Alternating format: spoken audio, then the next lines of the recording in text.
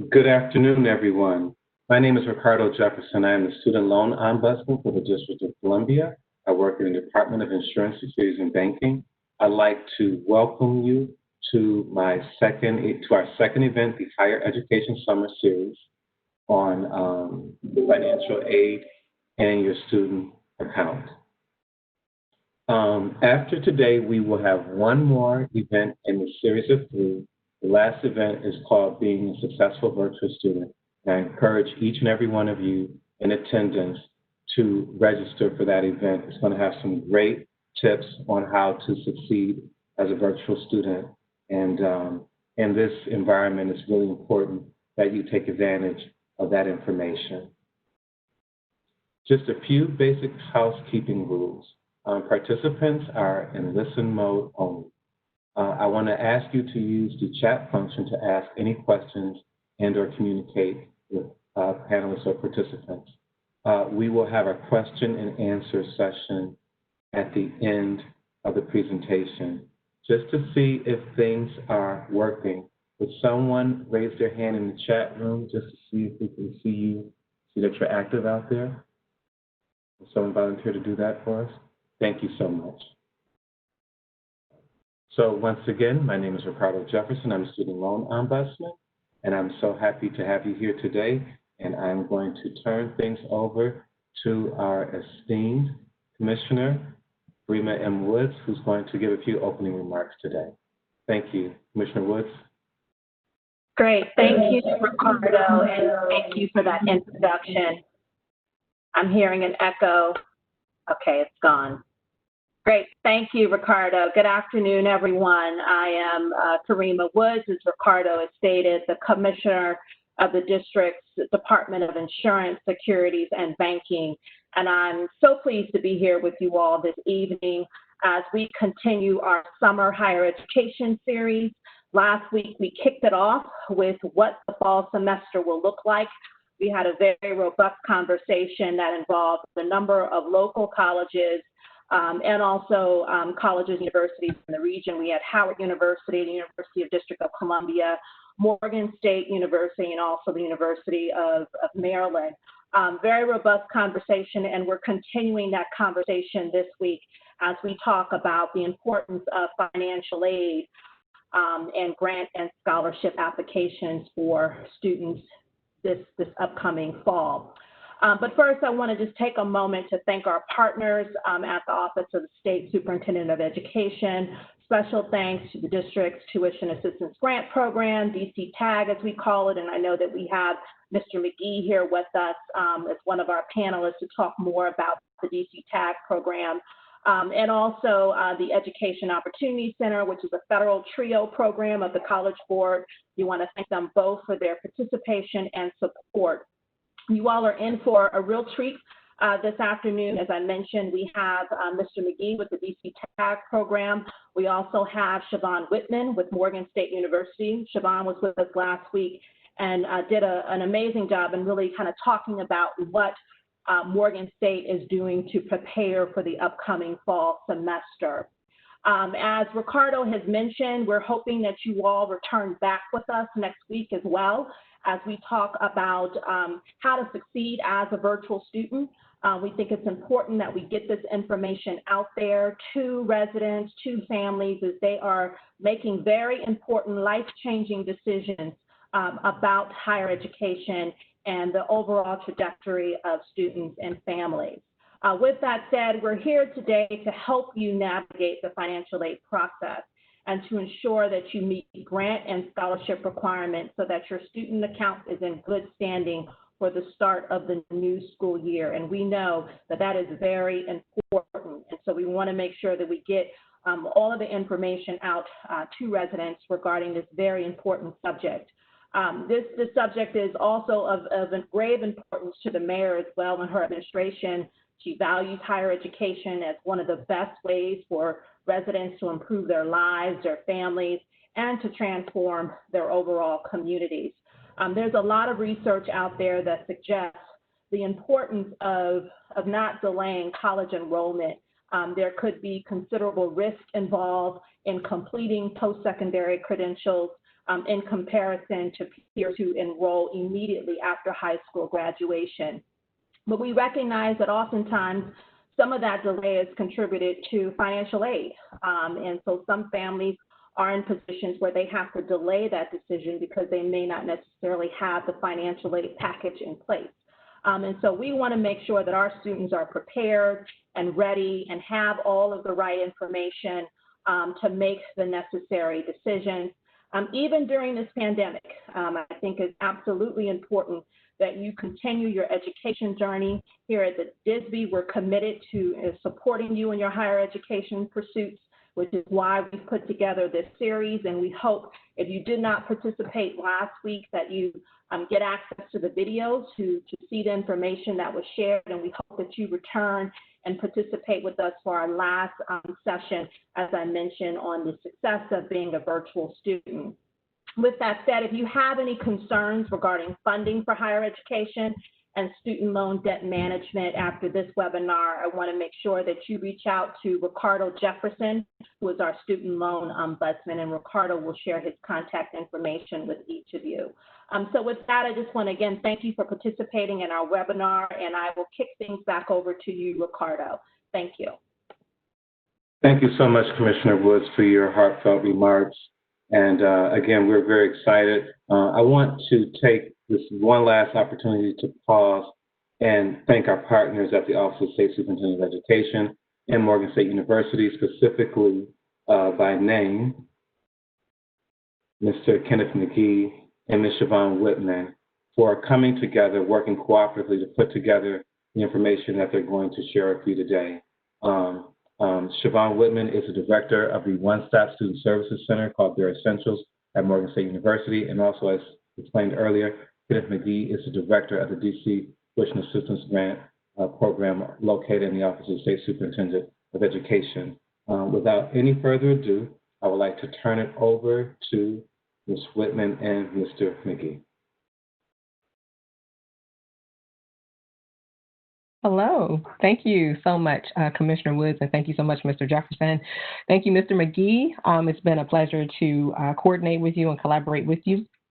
So we've gone through introductions a bit, and I just want to explain a little bit about my role at Morgan State University and how it has led me to be able to present with you here today. And so at Morgan State University, we are developing a one-stop student services center. And what that means is we want to create an environment, an inclusive environment, and an informative environment where students can come to one place and receive support across a number of different services that you'll experience as a matriculating student.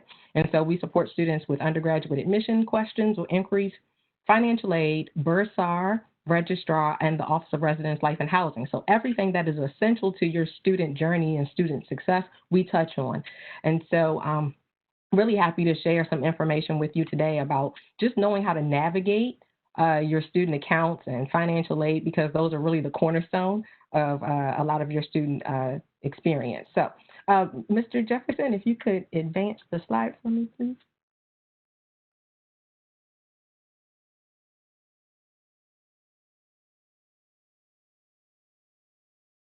Is everyone seeing the slide? Mr. Jefferson? I don't see the slide. Okay. Thank you, Commissioner Woods.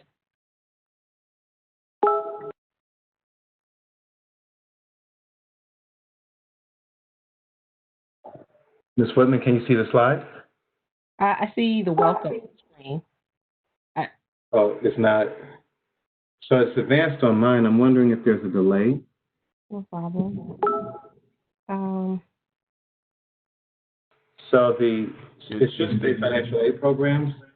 Is the slide shared? Yes. Am I the only one? I couldn't hear you. It's a lot of feedback. Am I the only person who still sees the welcome on the screen?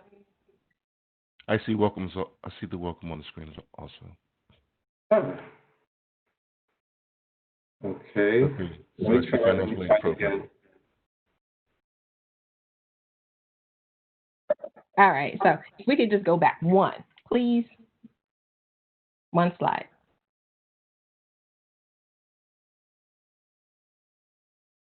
Oh, do you have the right one now? I see financial aid program. Oh, okay, okay. Yeah, sure, I don't know what happened. Okay. No problem. Okay, thank you so much. Sorry for any inconvenience, and thank you for your patience. So, during this presentation, Mr. McGee and I will cover things to include financial aid programs, third-party and other funding sources, verification, satisfactory academic progress, otherwise known as SAP, and you'll hear that a lot, college cost of attendance, sample financial aid packages, analyzing your financial aid offers, analyzing your student bill, and then we'll have the question and answer period. Okay, next slide, please.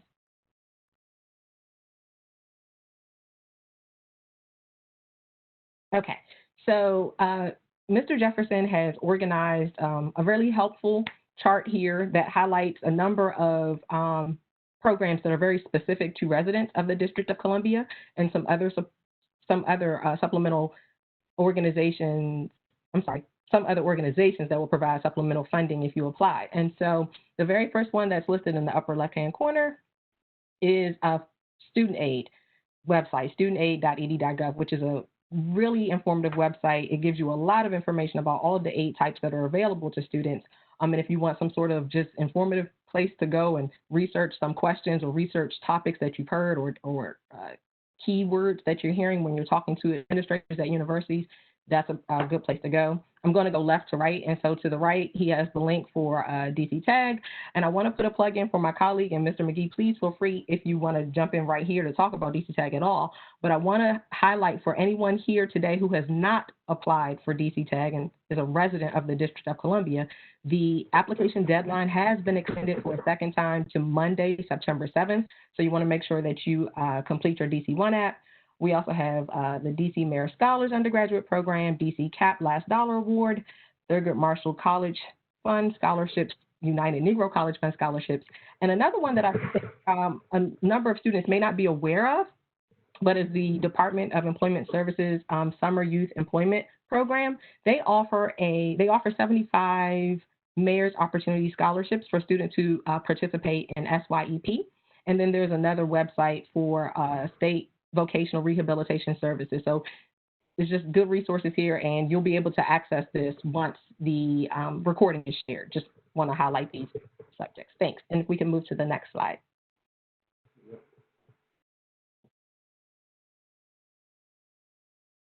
So during this segment of the program, we're going to talk very specifically about various types of financial aid. And I want to start by explaining that financial aid is really an umbrella term. So when we think of financial aid, oftentimes we'll hear people just say things like scholarships and grants.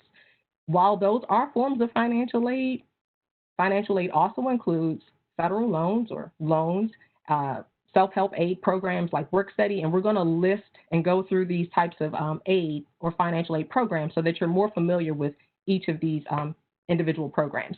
And so one of the first steps, if not the first step, is to complete the free application for federal student aid. And I'm hoping that everyone who is participating, every student, has already completed the FAFSA for the 2020-2021 academic year at this point.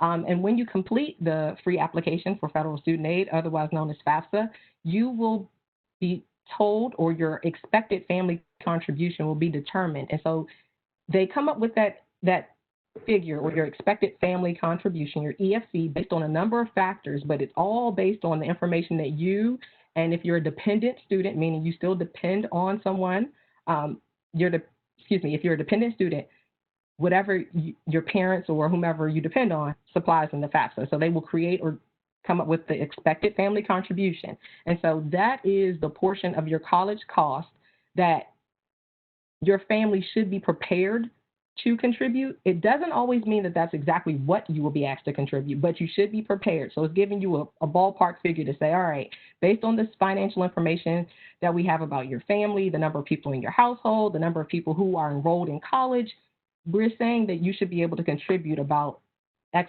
number of dollars to help pay for your college education. And so that's a very important figure that you always want to keep in mind as you're working through some of your finances. When you complete your FAFSA, you will receive a student aid report, or SAR, And sometimes that SAR is needed for other programs. You may have to share your SAR with maybe some scholarship organizations or whatever, but that's your student aid report. And so that's your student version of your FAFSA. And your college will receive an ISER, Institutional Student Information Report. So just similar information, but categorized differently for the different recipients. So now we want to talk about financial aid programs. And so one of the more popular programs, and it's solely dependent upon your EFC, is the federal Pell Grant. The Pell Grant is a grant, and it does not have to be repaid. The Pell Grant will be offered the same at all colleges that offer you financial aid, because that Pell Grant is directly connected to your expected family contribution. So that Pell amount or Pell Grant will not change depending on which college you attend or choose to attend. Okay. Next slide, please.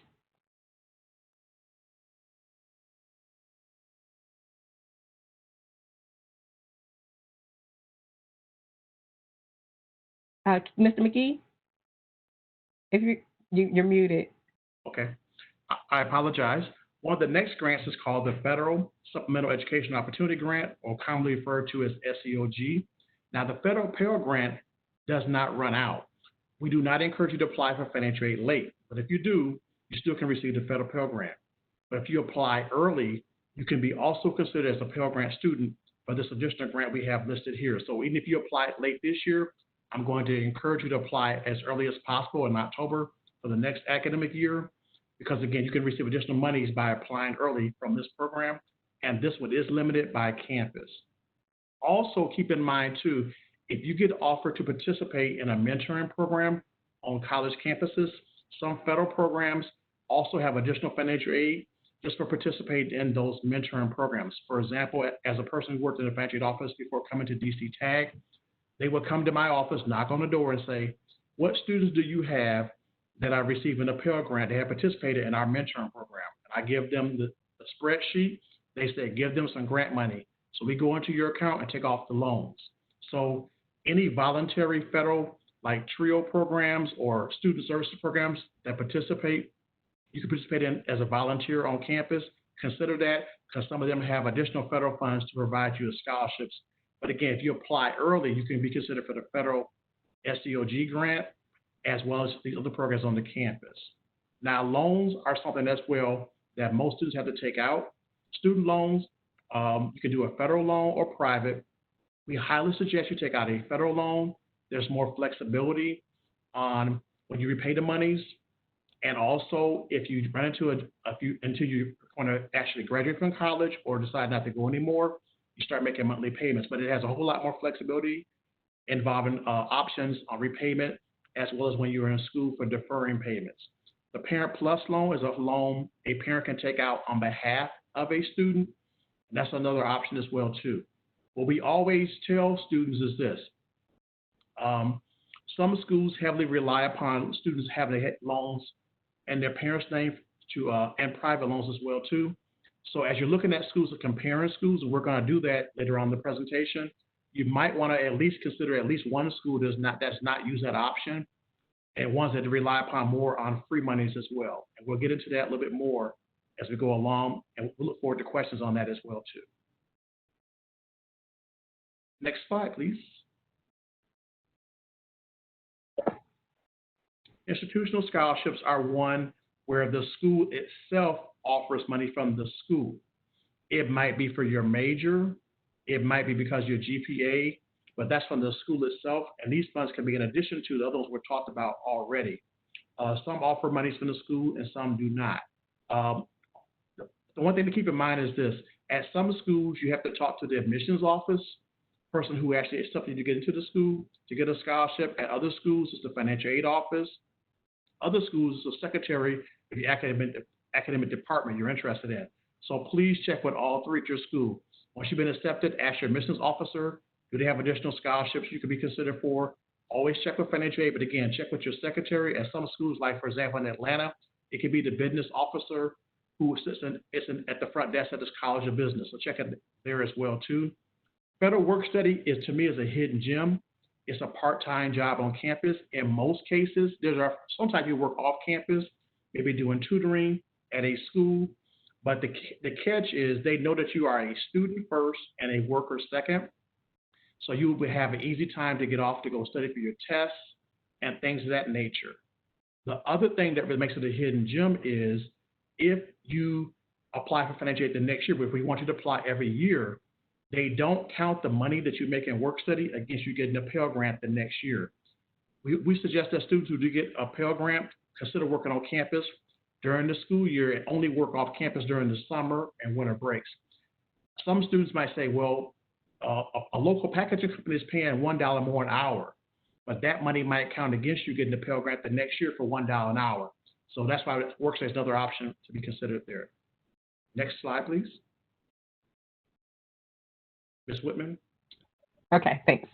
So just to add to what Mr. McGee said, though, about institutional scholarships, always a great idea, like he said, to reach out to those individuals who work like in the department you choose to major in or anything like that. But you also want to think about like the foundation and any other avenues where colleges and universities receive funding or financial support to share with students. Some organizations have applications available for students to apply for certain things. I know that at Morgan State, we have an institutional aid application already in place. And so once we know your information, your major, your GPA, and all that, your EFC, everything, once we have all of that in that application, we pair you up with institutional aid that matches like your interest. So thank you so much, Mr. McGee, for sharing those additional sources. Now, outside scholarships.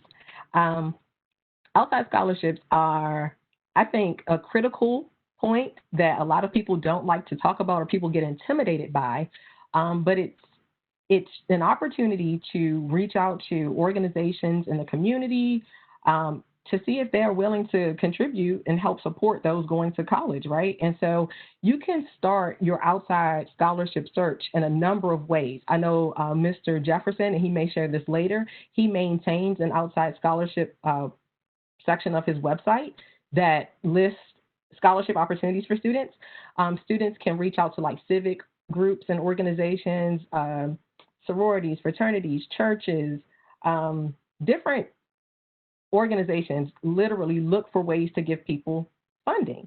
Now, there may be some requirements associated with outside scholarships, but don't be intimidated by that.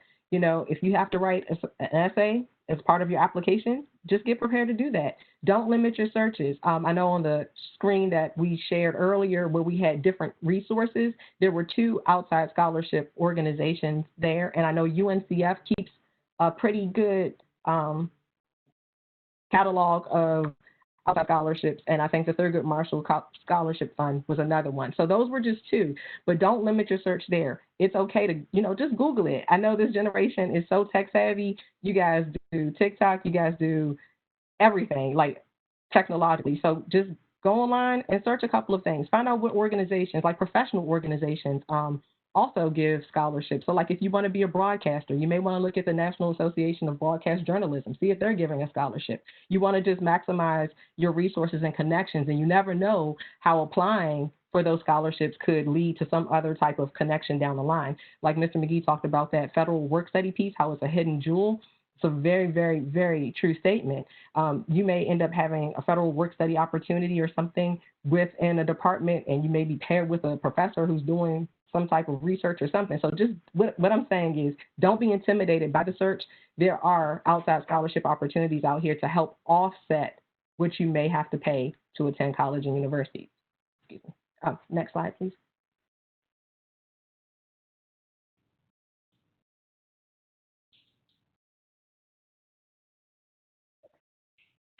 Okay. You got it, Ken? Yes. Also, other options to consider are third-party options, which are kind of not the first thing that comes to your mind, but they are good things to also have in mind. College savings plans, you might have had a parent or a grandparent, in some cases, save monies for you for college. If your parent has a military connection, check out that as options as well. Some schools will even give you in-state residency if you are a military family. We have an email I can send you guys out, send Mr. Jefferson to send out to you guys afterwards specifically on that, because it does vary by what state you want to go to school in. Tuition remission. In some cases, There are options for getting a reimbursement, for example, being a person who might want to be what they call a residential hall monitor, or you might work at the front desk at a residential hall. Sometimes we call them dorms, and you might get part of your tuition taken care of for that. AmeriCorps is a volunteer program that if you do that, then you might get some monies to assist with education as part of your package. Vocational rehabilitation agencies, if you have a disability and you were on an IEP in high school, we work very closely with them to assist with monies for college as well too. We also work with them on student success strategies for students who have IEPs to transition to college successfully. We can share that with you as well too. If you're looking at some healthcare profession, the nursing corps and the public health corps has monies for people going into healthcare programs. Another hidden gem is the National Black Child Development Institute, helping out people who want to be teachers, as well as Teach Grant in general. If you want to be a teacher and you want to work at schools that are helping out students who are a low income, who need extra support in some cases, you can receive monies for that. And the thing to keep in mind is you can layer all these funds up to what we call the cost of attendance. We're going to cover that a little bit in more detail as we go along. So as you can see, we're encouraging you to do more than one source of funding for your education, to add them together. And Mr. Whitman. Thank you. I just want to add one more thing to what Mr. McGee said when he talked about the IEP, and for those who have like some sort of like specialized learning program, you want to be very certain that you get in touch with those resources very early on, because most of the time you have to self-identify when you're in college. Usually through K through 12, someone is there to support you and your parents through this, but when you transition to higher education, you want to make sure that you get in touch with whatever student support services are available on your campus. So next up, one of the best fun things is verification. And so verification is the process where your school has to confirm information or data that you've reported on the FAFSA. The school has to make sure it's accurate. And so sometimes a student will be selected for verification. I want to strongly advise and encourage you. It does not mean that you are being accused of doing anything wrong. I want to say that again. If you were selected for verification, it does not mean that you are being accused of doing anything wrong. It simply means that the college or university has to verify information that you've reported on the FAFSA. And the way they'll do that is by having you and your parent, if you're a dependent student, complete some sort of verification document where you just provide certain demographic information. And what they'll do is they'll look at the answers that you provide on the verification document or worksheet and compare it against what you've supplied on the FAFSA. If there are any differences, the college or university will use whatever you provided on your verification worksheet to make updates to your FAFSA, and they'll send that off, and that will be considered a correction. Sometimes things will change after the verification process. Depending on what you submit, there's potential for your expected family contribution to change, but the thing is, I just want to make sure that everyone is clear, because it can seem a little intimidating. You are not doing anything wrong. It's just that you have to verify some of the information that you've provided on the FAFSA.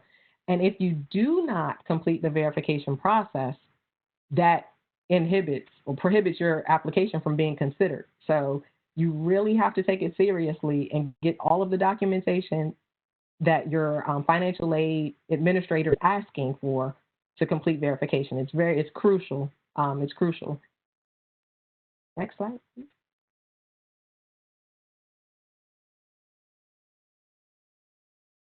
This is, as Ms. Whitman mentioned quite a bit earlier, a term called SAP, that once you are, if you're already a college student already returning, or if you're not, you will hear quite a bit. What this term basically means is they want you to start making positive progress towards your degree. Now, the federal guidelines are the same, but they will vary a little bit by campus. But in general, they want you to maintain a 2.0 GPA overall minimally.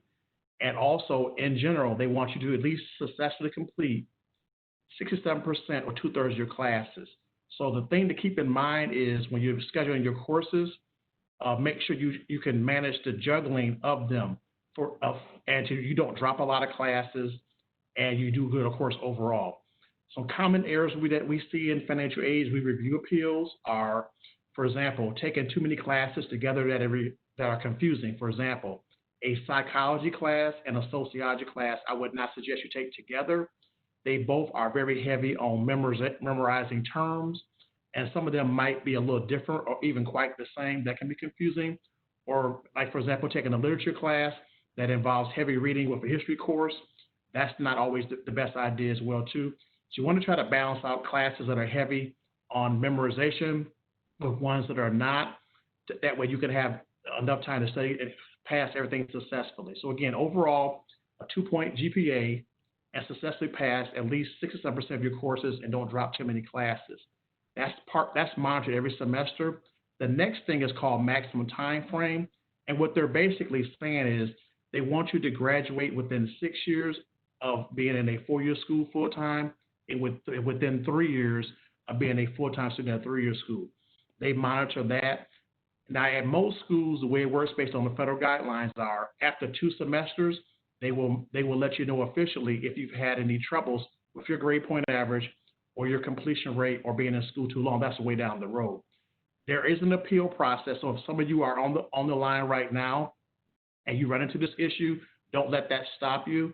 What you can do, reach out to somebody like the 3 of us on this line, help you put together a successful appeal packet to help them to let you know 2 things they want to know. They already know what happened, but the main thing is going to be at most schools, what's your plan to get it turned around? So for you might say, I work too many hours. They're going to want to know what your current work schedule is.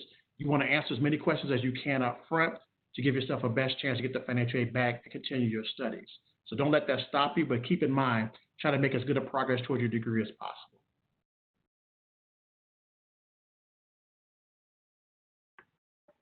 Okay, cost. So the next type of cost that we're going to discuss is your cost of attendance. So I know we're throwing a lot of jargon and keywords at you guys, and so just rest assured, Mr. Jefferson will send this out, or you'll be able to access it in case you want to revisit it, but cost of attendance. So you'll hear that a lot when you're in college, and the cost of attendance is made up of about 5 components. And so if we break these down, you want to look at it in terms of tuition and fees, housing and meal plan or room and board, books and supplies, transportation, personal and miscellaneous expenses. And so I want to just read very quickly the definition of the COA or cost of attendance is not a bill that you will get from your college, but it's the total amount it will cost you to go to college each year. And so I know many times for families, the focus becomes, how am I going to pay this bill? You know, we have tuition, we have university fees, we have housing and meal plans, and we have to pay this bill. But in addition to those things, especially when you're transitioning from K through 12 to higher education, there are expenses that weren't necessarily factored in your K through 12 experience, like your books. Most of the time, your books or your Chromebook or whatever was supplied. And so when you transition to higher education, you may become responsible for those things. Some colleges and universities have programs where the textbooks may be kind of included, but you just want to be very clear that your cost of attendance is not just the direct cost that the university is charging you. It's not just those items that you see on your bill when the student billing office or the bursar's office or whomever sends a bill to you. It's how am I going to get back and forth home? Do I need to pay for Uber? Do I need to budget for a plane ticket or a train ticket? Do I have funding to pay for like my toiletries? What if I want to go to the movies or go bowling? I know we haven't been doing that right now since March, but there will come a time where you'll be able to do that again. And you want to make sure you have a little pocket change for those types of social activities that's very important to student well-being. So just a reminder, your cost of attendance is everything that it will cost you to go to college, not just what the college or university is charging you. So I think we can move on to the next slide. The next slide gives you an example of 3 different financial aid packages, and we'll go through a couple of terms we used before to make sure everybody's still familiar with them. We're throwing a lot of terms at you. The COA is the cost of attendance, which is the prior slide, all 5 components, which are the things you're going to get a bill for, the things you're not. The EFC is the expected family contribution. That's the number. They ask you a lot of personal questions on the FAFSA, the free application for federal student aid, and they give you that one number. Quite a few students will have a 0. So you subtract your cost, your EFC is subtracted from the cost of going to school. So as you can see, it's a simple math problem. You still have the same amount of money needed for all costs. Now we're going to review some things we covered earlier in this slide as well too. The maximum Pell Grant for the upcoming school year is $6,345. So as we talked about earlier, that dollar amount is the same irregardless of the school you are or schools you are considering. The direct loan is something that is required for most students. Again, as you can see, as a freshman student, that will be the same for all students. Now, DC TAG, with the program I work with, we assist with the difference between in-state and out-of-state tuition for public universities and public community colleges, and we also assist with private schools directly in the DC area and historically Black college private schools across the country. So the 3 schools you are seeing here on the example are public universities in 3 different states.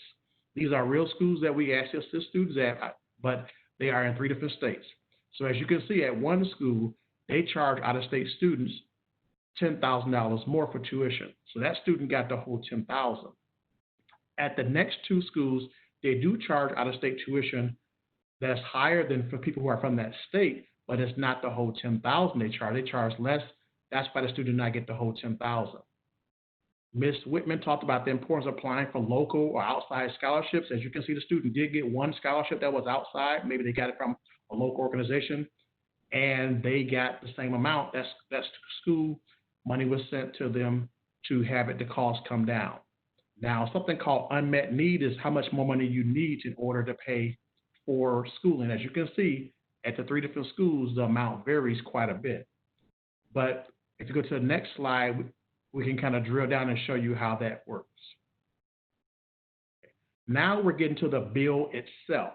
As you can see, on the bill itself, the cost is lower because usually the bill you get from the school is going to be tuition and fees, room and board, and books and supplies. Now, this is a caveat. At some schools, like Ms. Whitman mentioned, some schools will include your books and supplies with your tuition and fees. Some schools will not. You got to go to the bookstore. It varies by school. But we just gave you examples of, as you can see, the student bill is lower than the overall cost because you don't get a bill from the school for transportation back and forth home, and you don't get a bill for, she mentioned, going bowling, getting a haircut, getting your hair done. You don't get a bill from the school, but you're still going to get it done some kind of way. As you can see, the dollar amounts vary. All the dollar amounts from the financial aid programs are actually the same. The bill due after you apply all those monies to your account varies. At 2 different schools, you get what we refer to as a refund check, and we'll drill down on that more. Ms. Whitman is smiling. I'll let her deal with that. But we've spoken about the refund checks, what they are and what they are not. But at one school, you still owe money. You need to have a payment plan in order to still pay for the charges for the school. Now, this is for the whole year. This is not per semester, but you will get bills by semester as well, too. But I purposely left off, I purposely did not include a local program on this slide just for purposes of talking to you guys. How many of you guys have heard of DC CAP? Quite a few you probably heard of DC CAP. So when you go to a school that's a DC CAP school and that person is chasing you down the hallway, begging you to fill out one piece of paper and to bring you our paperwork from DC TAG, and they're saying, please bring us the award letter from Morgan State. Morgan State gave you a financial aid award letter. You came to see me. I gave you a DC TAG award letter. And they literally are wearing you out, asking you for that to send it to them, and you don't, this is what happens to your bill. So if you had listened to the DC CAP advisor who was running down the hallway, sending emails to your mom and dad, begging you for the paperwork from Ms. Whitman and I both, you could have had additional monies applied to your account, which means you could have got a bigger refund at 2 schools and got your balance down at another school. And also, honestly, it's not hard to get more than one local scholarship. If you do the paperwork and do essays, you can use some of the same essays, change them a little bit from your admissions applications and use them for scholarships. So if you had applied for a couple more scholarships and listened to that DC CAP advisor, you could have had more money on your account. So every time somebody presents you with an opportunity for funding, please take advantage of that as much as possible. I've gotten phone calls after the deadline for a couple of private scholarships the last 7 years. So that's just an example of we want you guys to take advantage of all the opportunities that are available to you. Ms. Whitman, next slide, please. Oh, well, there's a question here, though. Okay. At the very bottom, it says, at what two schools does the student have left over after financial aid is applied? And I think this would be a good opportunity to see if everybody's following along and see if you can put the answer to that question in the chat. So is it college A, college B, or college C? So it's going to be two answers because we say what two schools, so that's a clue. At what two schools does the student have money left over after financial aid is applied? So if you could put your answer in the chat, that'll let us know the temperature of the room. Let's find out if everybody's paying attention to what Mr. McGee and I'm saying. Okay. See one answer. I saw you, Larry. Okay. Okay. All right. So I guess maybe Larry is our sole participant. And so oh, okay. And Commissioner Woods, thank you. Thank you. But this is very important. This is kind of where the rubber meets the road right here. So every time that lady at your church or synagogue or mosque says, we have a scholarship with the links, we have a scholarship with the AKAs, we have a scholarship with the Omegas, and you don't apply, this money does not go on your account. This is where rubber meets the road big time. Well, thank you for highlighting my organization. I appreciate that. But I want to say, okay, so I see a few more answers have come in. And I know I'm being lighthearted, but like Mr. McGee said, this is where the rubber meets the road. And so this is the scenario that many of you will be presented with. And you want to really make sure you understand the information that's being presented. And so we've seen a number of answers, and the correct answers are colleges B and C. And so where there's a plus sign in front of the figures, that indicates that it's a credit of some sort, meaning the amount of funding that you have received is greater than or exceeds what you've been charged. And so when that happens, students are typically eligible for some form of a refund. It depends on some factors, but more than likely you'd be eligible for a refund. And Mr. McGee touched on something really quickly, and I don't want to leave this slide just yet. He said Ms. Whitman smiled when he mentioned the word refund, because we know what refunds are and what they are not. And so I want to be very, very clear right now for anyone who finds themselves having to use or borrow student loans to pay for school. It happens. Don't be intimidated. Be responsible. And so a lot of times when students have borrowed loans, there's an opportunity to reduce the amount of loans that they borrow. And so if you borrow a loan and you realize that you are eligible for a refund, that may be an opportunity to say, hey, let me take this funding and let me pay this lender, or let me talk to someone in my financial aid office and see if I can reduce the amount that I'm borrowing so that I am borrowing responsibly. Don't be intimidated by it, but be very responsible. That's the only word I want to offer. And so Mr. Jefferson is a good resource as the Student Loan Ombudsman. And so just if you have any questions, definitely let him know, or Mr. McGee or myself. We're happy to help you guys, but just this is where the rubber meets the road. And so you'll be presented with something, and you'll see either you have a credit balance or you may have a balance due, meaning this is something that you and your family have to figure out how to pay. And again, I want to just stress, Mr. McGee said it, but what's presented here is for the year. So the cost of attendance that we talked about, that's typically for the year. Does it depend on I'm sorry, someone just asked the question, does it depend on the college you're applying to? Okay, I'm not quite sure when you say does it, but we'll address the question and answer in just a little bit. So don't forget your question, Ms. Calhoun. Okay, thank you. So moving on. Other college expenses, we talked about this a little bit in the cost of attendance slide. So traveling expenses, if any of you are thinking of attending colleges and universities outside of the District of Columbia, you want to definitely make sure that you budget for traveling expenses. There will be times when the university may close for certain breaks. Students may be required to leave campus, maybe. But you want to make sure that you can travel to and from. If you want to go home for the holidays, during your spring breaks, summer breaks, and any type of emergency expenses. You never know what may happen while you're at college. And so you and your family want to be very certain that you have the finances to be able to either get you where you need to be or that they can get to you wherever you are.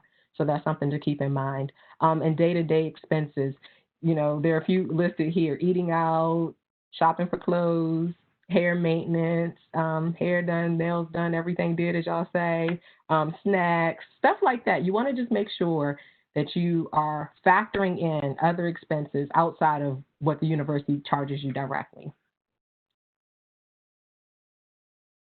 Okay. At a lot of schools, they'll have payment plan options. I know sometimes the fear of paying for school is real, and it can be intimidating, but please reach out to the offices that are involved with that. Some schools call it the billing office, some schools call it the bursar's office, some call it student accounts.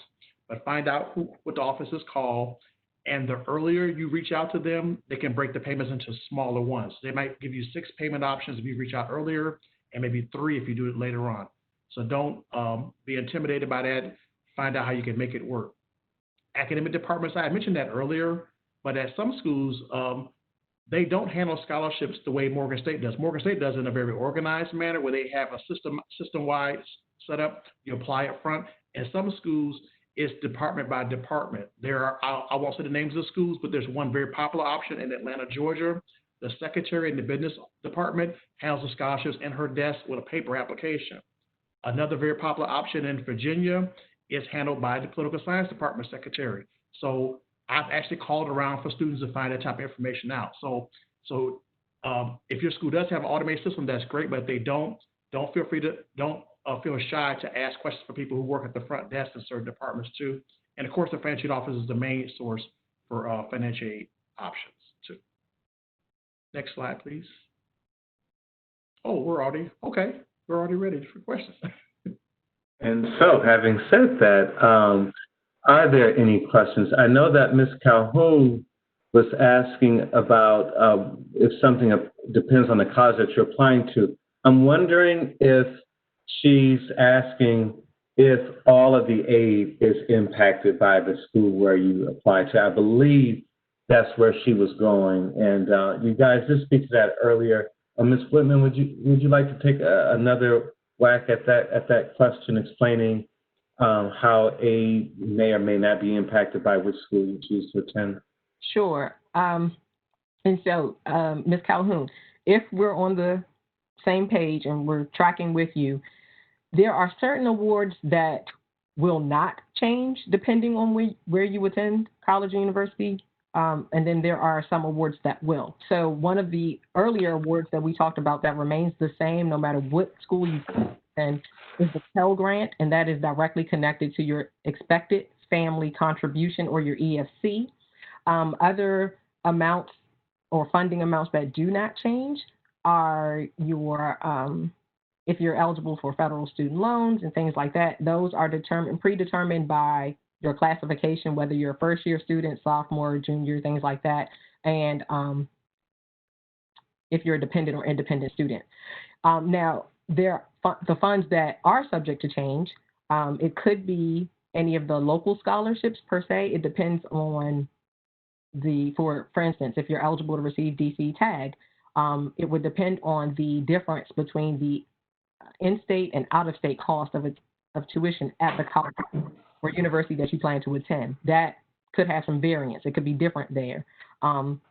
Other local scholarships or private scholarships, there are opportunities for things to change, but there are some things that remain the same. So federal funding typically is going to be the same no matter what school you go to. I hope I answered your question. Thank you, Ms. Whitman. Would you like to add anything to that, Mr. McGee, before I go on to the next question? No, next question, please. There are quite a few. So the next question is really, we already know the answer to it, but one person asks, LG, won't expenses go down since some schools are distance learning? I'll let you guys respond to that. Okay. That's something that is being tracked every day from our side. and it varies very much by school. Some schools are purposely doing so. Some are in the process of considering that as an option. Others have not made that decision yet, and some might not make it all together. So that's something that we're monitoring every day. So if you have a specific school in mind, please feel free to send us an email. We would be glad to share that information with you on a one-on-one basis. Just go ahead. Go ahead, Ms. Whitman. No, go ahead, Ms. Whitman. Just to add, same thing Mr. McGee said.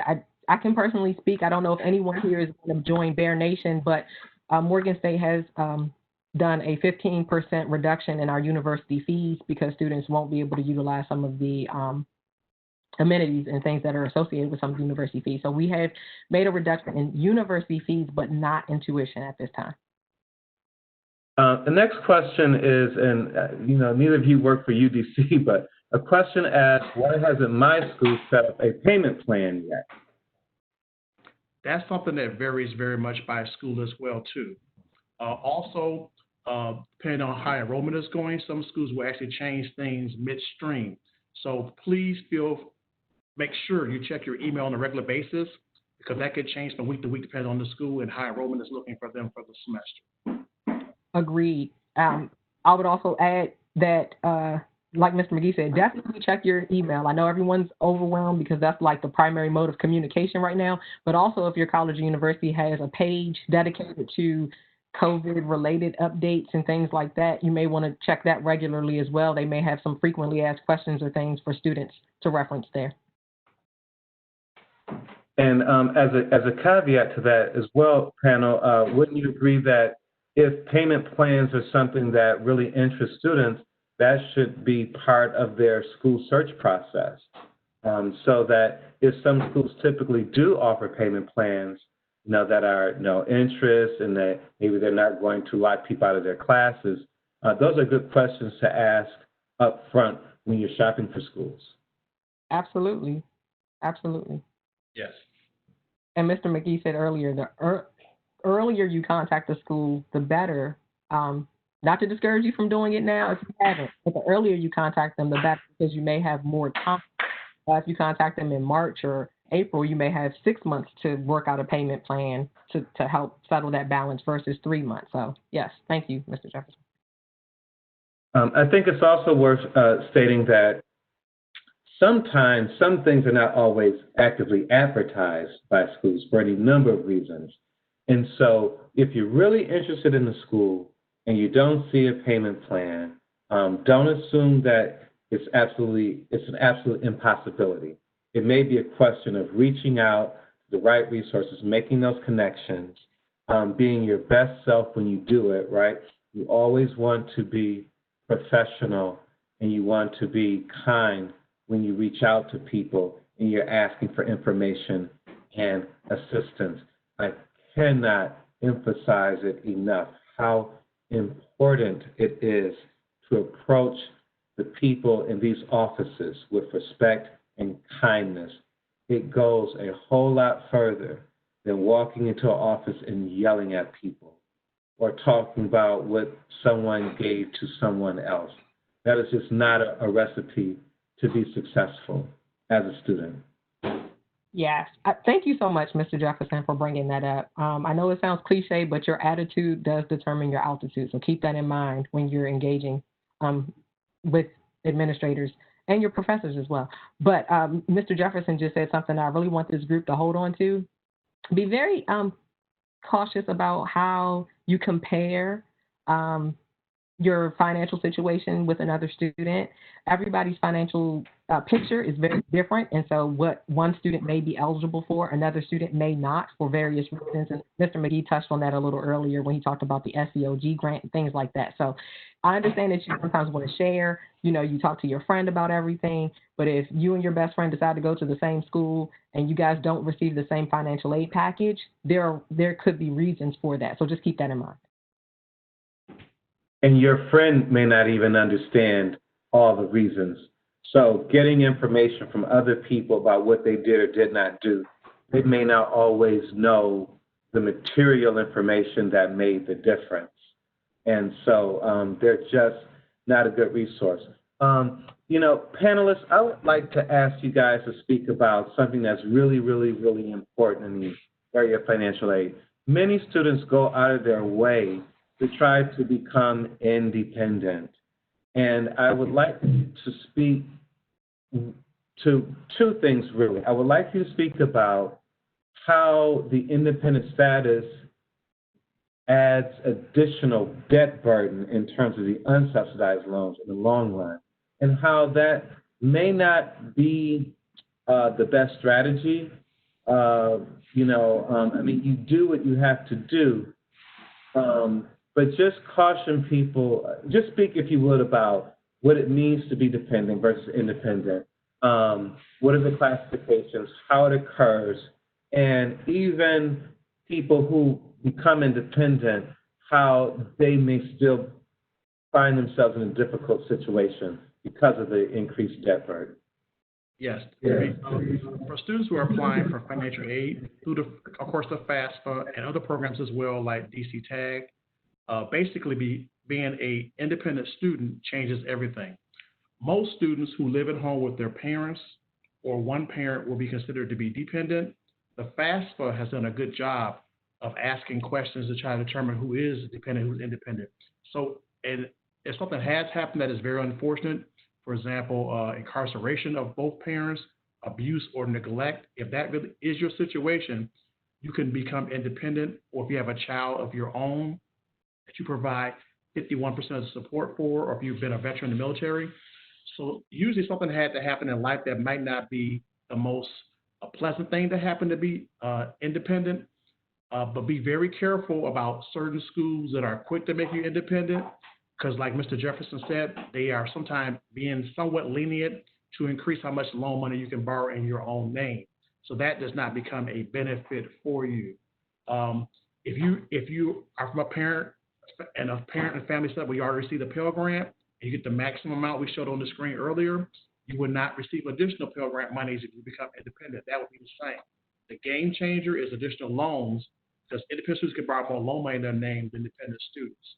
So the main thing to keep in mind is, to answer their first question as well too, back to that, financial aid does vary by school. Some schools give out scholarships from the school itself. Other schools mainly give you what you can receive from federal student aid and whatever else you bring to the table, whether it be local scholarships, DC TAG, CAP, etc. So becoming independent in most cases is not a benefit for the student financially. It's based upon what the cost of the school is, what the money you receive from outside sources to go along with federal student aid. Ms. Whitman, would you like to respond to that as well before we conclude? I think that Mr. McGee covered it. He said basically, if you find yourself in a situation where it calls for it, pursue it. But if you are seeking to change, you want to think twice. Thank you both for that. I want to thank everyone who's participated today. I wanted to share some resources with you before we conclude. One really important resource, actually it's few important resources. The College Scorecard, College Navigator, they're really excellent resources to help you look at different schools and to get a real sense of what their costs are.